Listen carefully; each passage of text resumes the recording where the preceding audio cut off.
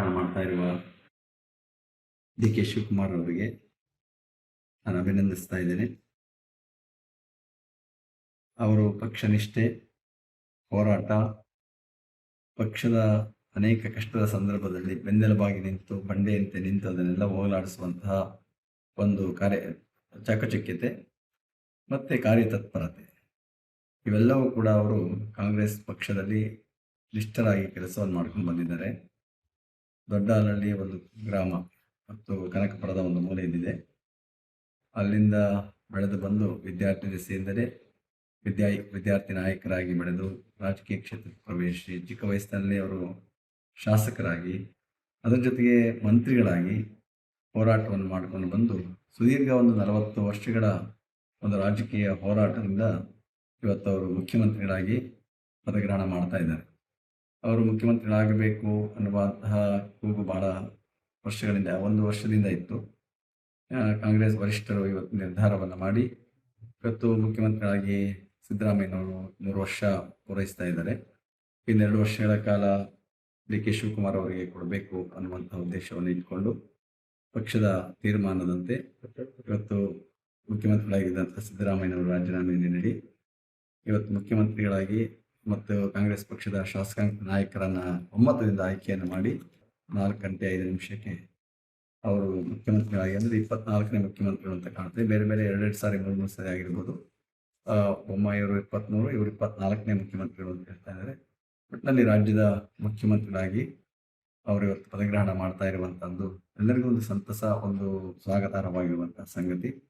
ಏಕೆಂದರೆ ಅವರು ಬಹುದಿವಸಗಳಿಂದ, ಬಹಳ ವರ್ಷಗಳಿಂದ ಕಾಂಗ್ರೆಸ್ನ ಒಂದು ಪಕ್ಷದ ನಿಷ್ಠಾವಂತ ಕಾರ್ಯಕರ್ತರಾಗಿ ಕೆಲಸವನ್ನು ಮಾಡ್ಕೊಂಡು ಬಂದಿದ್ದಾರೆ.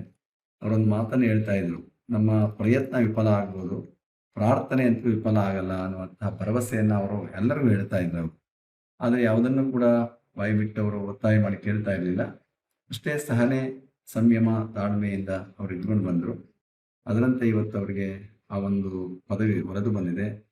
ನಿಜಕ್ಕೂ ಕೂಡ ಅವರ ಒಂದು ಸಾಧನೆಗೆ ಇವತ್ತು ಪಕ್ಷ ಅವರನ್ನು ಗುರುತಿಸಿ ಇವತ್ತು ಅವರು ಮುಖ್ಯಮಂತ್ರಿಗಳಾಗಿ ಮಾಡ್ತಾ ಇರುವಂಥದ್ದು ನಿಜಕ್ಕೂ ಹೆಮ್ಮೆ ಪಡಬೇಕಾಗಿರುವಂಥದ್ದು. ಉತ್ಸಾಹ ಇದೆ, ಅವರಿಗೆ ಮಾಡಬೇಕು ಅನ್ನೋ ಶ್ರದ್ಧೆ ಇದೆ, ಅನುಭವ ಇದೆ.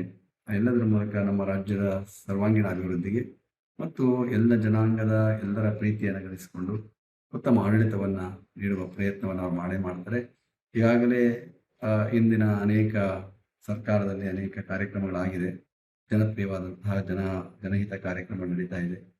ಅದರಂತೆ ಅವರು ಕೂಡ ಅದನ್ನು ಮುಂದುವರಿಸಿಕೊಂಡು ರಾಜ್ಯವನ್ನು ಪ್ರಗತಿ ಪಥದಲ್ಲಿ ಕೊಂಡೊಯ್ಯುವಂಥ ಕೆಲಸವನ್ನು ಅವ್ರು ಮಾಡ್ತಾರೆ ಎನ್ನುವಂಥ ಭರವಸೆ ಪ್ರತಿಯೊಬ್ಬರಲ್ಲೂ ಇದೆ. ಆ ಕಾರ್ಯವನ್ನು ಅವರು ನೆರವೇರಿಸಲಿ, ಅವರಿಗೆ ಭಗವಂತ ಆಯುರಾಯುಷ್ಯವನ್ನು ಕೊಡಲಿ.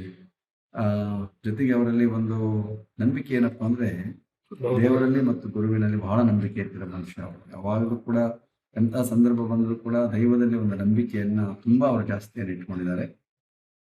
ಅದ್ರ ಜೊತೆಗೆ ಗುರು ಮತ್ತು ಧರ್ಮಗುರುಗಳು ಅವ್ರ ಬಗ್ಗೆ ಬಹಳಷ್ಟು ಭಕ್ತಿ ಶ್ರದ್ಧೆಯನ್ನು ಕೂಡ ಇಟ್ಕೊಂಡಿರುವಂಥವ್ರು. ಅವೆಲ್ಲವೂ ಕೂಡ ಅವರನ್ನು ಕಾಪಾಡಿಕೊಂಡು ಬಂದಿದೆ ಎನ್ನುವಂಥ ಒಂದು ನಂಬಿಕೆ ಅವರಲ್ಲಿ ಯಾವತ್ತೂ ಇದೆ. ಒಟ್ಟಿನಲ್ಲಿ ಅವರು ರಾಜ್ಯದ ಮುಖ್ಯಮಂತ್ರಿಗಳಾಗಿ ಈಗ 2 ವರ್ಷ ಇದೆ. 2 ವರ್ಷ ನಂತರ ಕೂಡ ಅವರಿಗೆ ಜನಗಳು ಅವರಿಗೆ ಆಶೀರ್ವಾದ ಮಾಡಿದ್ರೆ ಅವ್ರು ಮುಂದೆಯೂ ಕೂಡ ಆ ಪದವಿಯನ್ನು ಮುಂದುವರಿಯೋದಕ್ಕೆ ಅವಕಾಶ ಆಗ್ತದೆ. ಅದು ಮುಂದಿನ ಬಿಟ್ಟಿರುವಂಥದ್ದು. ಒಟ್ಟಿನಲ್ಲಿ ಒಬ್ಬ ಜನಪ್ರತಿನಿಧಿ ಅಂದರೆ, ಜನನಾಯಕ ಅಂದರೆ ಜನಗಳ ಹಿತವನ್ನು ಕಾಪಾಡುವಂಥದ್ದು. ಅವರೊಂದು ಮಾತನ್ನು ಹೇಳಿದ್ರು, ಕಾರ್ಯಕರ್ತರಿಗೆ ಯಾವತ್ತೂ ಕೂಡ ಪದವಿಗಳು ಸಿಗಬೇಕು, ಕಾರ್ಯಕರ್ತರಿಗೆ ಅವಕಾಶಗಳು ಸಿಗಬೇಕು ಅನ್ನುವಂಥ ಮಾತನ್ನು ಅವರು ಪದೇ ಪದೇ ಮೇಲಿಂದ ಮೇಲೆ ಹೇಳ್ತಾ ಇರ್ತಾರೆ. ಅದರಿಂದ ಅವರು ಒಬ್ಬ ನಿಷ್ಠಾವಂತ ಕಾರ್ಯಕರ್ತರಾಗಿದ್ದಾರೆ. ಒಟ್ಟಿನಲ್ಲಿ ನಾನು ನೋಡಿದಾಗೆ ತನುವ ಕೊಟ್ಟು, ಮನವ ಕೊಟ್ಟು, ಧನವ ಕೊಟ್ಟು ಅಂತ ಹೇಳ್ತಾರೆ. ಹಾಗೆ ಇವರು ಪಕ್ಷಕ್ಕಾಗಿ ತನು, ಮನ, ಧನ ಎಲ್ಲವನ್ನೂ ಅದಕ್ಕೆ ಅರ್ಪಿಸಿ ಇವತ್ತು ಪಕ್ಷದ ಒಂದು ಬೆಳವಣಿಗೆಗೆ, ಇವತ್ತು ಅದರ ಎತ್ತರಕ್ಕೆ ಬೆಳೆಯೋದಕ್ಕೆ ಕೂಡ ಕಾರಣಕರ್ತರಾಗಿ ಬೆಳೀತಾ ಇದ್ದಾರೆ. ಒಟ್ಟಲ್ಲಿ ಪಕ್ಷದ ಎಲ್ಲರ ಒಂದು ಸಹಕಾರ, ಹಿರಿಯರ ಮೇಲಿಂದ ಒಂದು ವರಿಷ್ಠರ ಒಂದು ಮಾರ್ಗದರ್ಶನ ಎಲ್ಲದರ ಮೂಲಕ ರಾಜ್ಯವನ್ನು ಮುನ್ನಡೆಸಲಿ ಎನ್ನುವ ಹಾರೈಕೆಯನ್ನು ವ್ಯಕ್ತ ಮಾಡ್ತಾರೆ. ಆಹ್ವಾನ ಮಾಡಿದ್ದಾರೆ.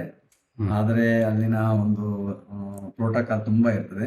ಜಾಗ ಚಿಕ್ಕದಲ್ಲಿ ಮತ್ತು ಪಾರ್ಕಿಂಗ್ ಎಲ್ಲ ದೂರ ಬಿಡ್ತಾ ಇದ್ದಾರೆ ಅವರಿಗೆ. ಅದರ ನಂತರ ಮಾನ್ಯ ದಿವಸ ಅವರಿಗೆ ನಾನು ಅವರಿಗೆ ಅಭಿನಂದಿಸ್ತೇನೆ. ಜೊತೆಗೆ ಅಲ್ಲಿ ಇಷ್ಟೇ ಜನ ಇರಬೇಕು ಅನ್ನುವಂಥ ನಿಬಂಧನೆ ಇದೆ ಇಲ್ಲಿ. ಅದರಿಂದ ಮತ್ತೆ ದೆಹಲಿಯಿಂದ ಎಲ್ಲರೂ ಕೂಡ ಬರ್ತಾ ಇದ್ದಾರೆ.